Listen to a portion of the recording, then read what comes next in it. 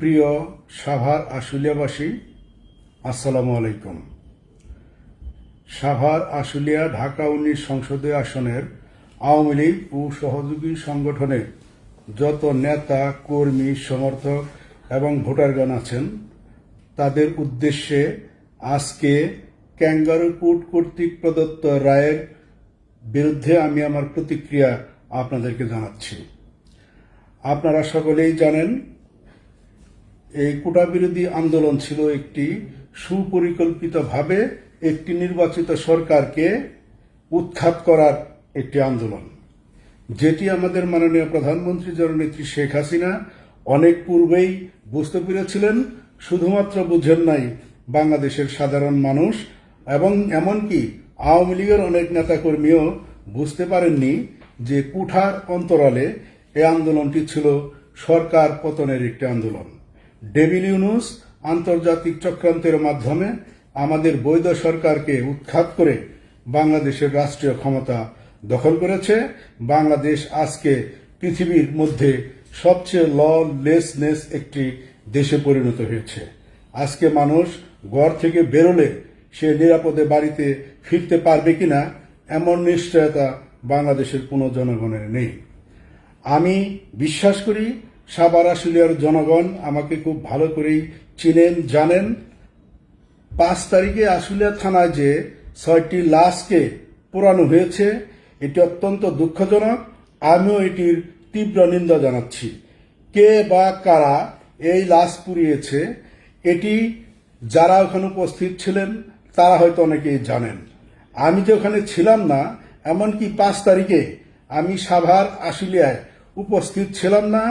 এটি যদি আমার সিডিআর পরীক্ষা করা হয়, সেখানেও তারা দেখবে আমি সাভার আশুলিয়ায় নেই। অত্যন্ত পরিকল্পিতভাবে আমার বিরুদ্ধে এই মৃত্যুদণ্ডের রায় দিয়েছে এই ক্যাঙ্গারু কোর্ট। বাংলাদেশের জনগণ জানেন যে 1971 সালের 25শে মার্চ রাত হতে 1971 সালের 16ই ডিসেম্বর পর্যন্ত বাংলাদেশে যে স্বাধীনতা যুদ্ধ সংঘটিত হয়েছে, সেই যুদ্ধের যারা বিরোধিতা করেছিলেন, যারা আমাদের মুক্তিযোদ্ধাদের হত্যা করেছেন, মা বোনদের ইজ্জত লুণ্ঠন করেছেন, তাদের সেই যুদ্ধ অপরাধের বিচার করার জন্যই এই আন্তর্জাতিক অপরাধ ট্রাইব্যুনাল কোর্টটি গঠন করা হয়েছে। যেই কোর্টে পরবর্তীতে কোনো মামলা চলতে পারে না। এটি সম্পূর্ণ অবৈধ, অসাংবিধানিক। তো যাই হোক, আমি আমার সাভারের যারা নেতা কর্মী, বন্ধু বান্ধব, ভাই বোনেরা আছেন, তাদেরকে দৃঢ়ভাবে বলতে চাই, আপনারা কেউ মনোবল হারাবেন না। আমি অত্যন্ত সুদৃঢ় এবং সাহসী একজন মানুষ। আমার মনোবল এখনো অনেক স্ট্রং আছে।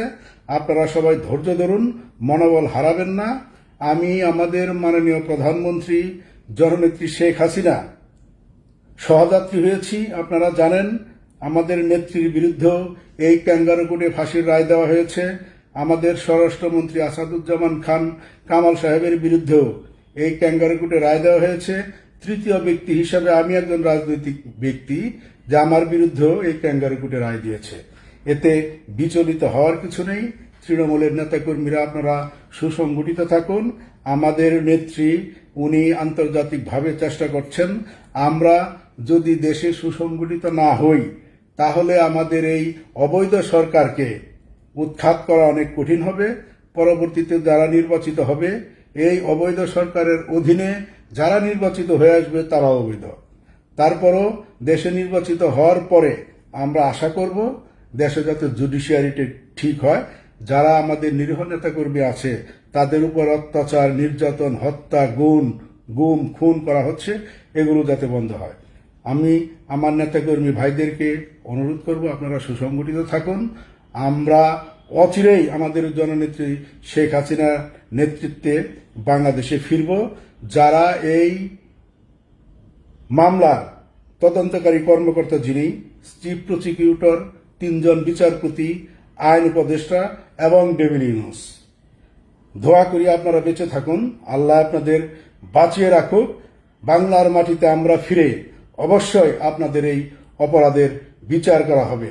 সাভার আশুলিয়ার জনগণ জানে যে মানুষগুলোকে মারা হয়েছে স্নাইপার গান দিয়ে সুপরিকল্পিতভাবে তাদেরকে হত্যা করা হয়েছে।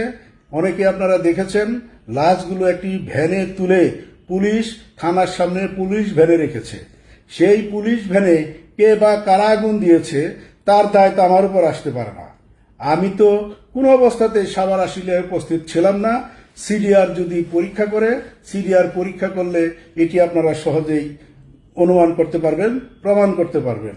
বাংলাদেশের সাংবাদিক ভাইয়েরা যারা আছেন অনেকেই নিরপেক্ষ সাংবাদিক আছেন, যদিও বাংলাদেশে বর্তমানে নিরপেক্ষভাবে কথা বললে তাদেরকে জেলে নিয়ে যাওয়া হচ্ছে বিনা কারণে হত্যা মামলা দিয়ে, সন্ত্রাস বিরোধী আইনে মামলা দিয়ে। তারপরেও যারা বলছেন, আমি তাদের উদ্দেশ্যে বলছি, আমি আপনাদেরকে অনুরোধ করছি আপনারা দয়া করে সুষ্ঠুভাবে তদন্ত করুন। অনুসন্ধানী সাংবাদিক যারা আছেন তারা দয়া করে তদন্ত করে দেখুন, এতে আমার কোনো সম্পৃক্ততা নেই। যারা মারা গিয়েছে আমি তাদের প্রতি সমবেদনা জানাচ্ছি, তাদের পরিবারের প্রতি সমবেদনা জানাচ্ছি এবং আমি চাই যারা এই হত্যা করেছে সুষ্ঠু তদন্তের মাধ্যমে তাদের বিচার আমরা ইনশাল্লাহ ভবিষ্যতে করব, যা তাদের পরিবার যাতে ন্যায় বিচার পায়। তো যাই হোক, আমার সাভার আশুলিয়াবাসীর প্রতি সর্বশেষ বার্তা, আপনারা কেউ বিচলিত হবেন না। অবৈধ সরকারের আন্ডারে যে নির্বাচন হচ্ছে সেই নির্বাচনও আমাদের কোনো লোক ভোট কেন্দ্রে যাবেন না। যদিও আমাদের যারা হিন্দু ভাই বোনেরা ভোটার আছেন তারা গচ্ছিতভাবে বিভিন্ন গ্রামে একত্রিত বসবাস করছেন। আমি ইতিমধ্যেই খবর পেয়েছি তাদেরকে হুমকি ধামকি দেওয়া হচ্ছে তারা যাতে ভোট কেন্দ্রে যায়, ভোট কেন্দ্রে না গেলে পরবর্তীতে তাদের হত্যা করা হবে, তাদের বাড়িঘর জ্বালিয়ে দেওয়া হবে, এমন হুমকি ধামকি দিচ্ছে। 24-এ যখন আমরা নির্বাচন করি তখন বিএনপি নির্বাচনে আসে নাই।